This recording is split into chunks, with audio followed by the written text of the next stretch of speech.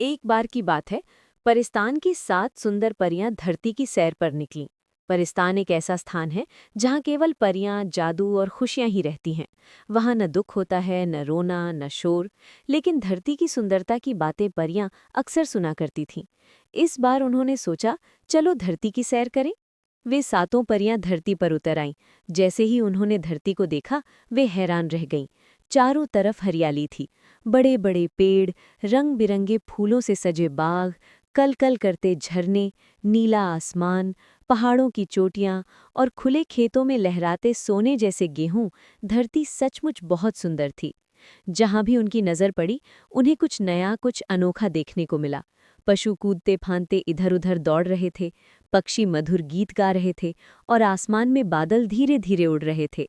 परियों को सबसे ज्यादा सुंदर लगा एक बगीचा। वहां के फूल इतने रंगीन और खुशबूदार थे कि परियां उन्हें देखते ही रह गईं। उनके चारों ओर रंग बिरंगी तितलियां उड़ रही थीं। उन तितलियों को देखकर परियों का भी खेलने का मन हो गया। परियों ने एक जादू किया और खुद को तितलियों में बदल लिया। अब वे भी रंग बिरंगी पंखों वाली तितलियां बन चुकी थीं। कोई नीली, कोई लाल, कोई पीली, कोई हरी। वे फूलों पर बैठतीं, फिर उड़ जातीं, कभी गुनगुनातीं, कभी झूले जैसी पत्तियों पर झूल जातीं। हर दिन वे उस बगीचे में आकर तितलियां बन जाती और खेलती रहती। ये उनका रोज का काम बन गया था।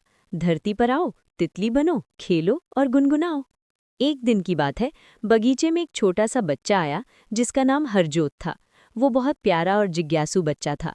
वो फूलों के बीच खेल रहा था, तभी उसकी नज़र एक खास तितली पर पड़ी।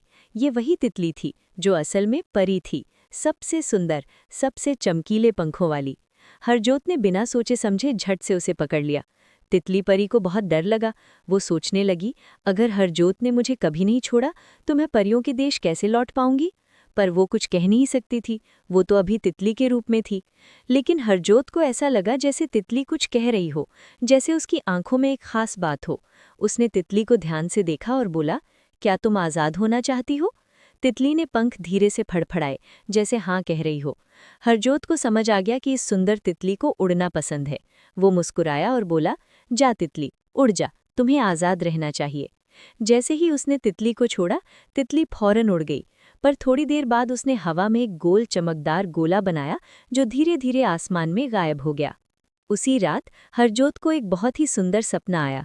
उसके सामने वही तितली आई, लेकिन अब वो तितली नहीं, एक परी बन चुकी थी। उसके लंबे बाल, चमकदार पंख और मुस्कुराता चेहरा देखकर हरजोत बहुत खुश हुआ। परी ने मुस्कुराकर कहा, हरजोत, तुमने मुझे आज़ाद किया, इसलिए मैं तुम्हें एक खास तोहफा देने आई हूँ। पलक झपकते ही परी ने अपने जादू से हरजोत को हवा में उड़ाया और वे दोनों एक चमकदार रास्ते पर उड़ते हुए परियों की दुनिया परिस्तान पहुंच गए। वहां सब कुछ चमक रहा था, रंग बिरंगे फूल, झीलों का मीठा पानी और चारों ओर उड़ती परियां।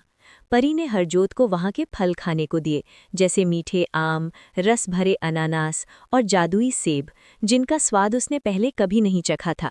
फिर परी ने एक प्याले में दूध दिया जो बिल्कुल सफ़ेद और झिलमिलाता था। हरजोत ने जैसे ही एक घूंट पिया, उसे लगा जैसे वो उड़ने लगा हो। वो दूध सचमुच अमृत जैसा था। हरजोत वहाँ बहुत देर तक खेला, नाचा, गाया और परियों से दोस्ती की। फिर परी ने कहा, अब तुम्हें वापस जाना होगा, लेकिन याद रखना, जब भी तुम किसी को आज़ाद करोगे, किसी की मदद करोगे, हम परियां तुम्हारे साथ होंगी। हरजोत की आंख खुली तो वो अपने बिस्तर पर था। उसे लगा जैसे वो सपना था, लेकिन तभी उसके तकिए के पास एक चमकदार पंख रखा हुआ था, वही पंख जो परी के तितली रूप में था।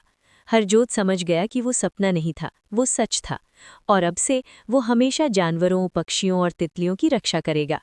उस दिन के बाद हरजोत बगीचे में रोज जाता, लेकिन तितलियों को पकड़ता नहीं, उन्हें देखता, उनके साथ गुनगुनाता और मुस्कुराता, क्योंकि अब वो जान गया था कि हर तितली में एक परी हो सकती है। सीख: दूसरों को आज़ादी देना सबसे बड़ा उपहार होता है। दया और करुणा से हमें असली जादू का अनुभव होता है।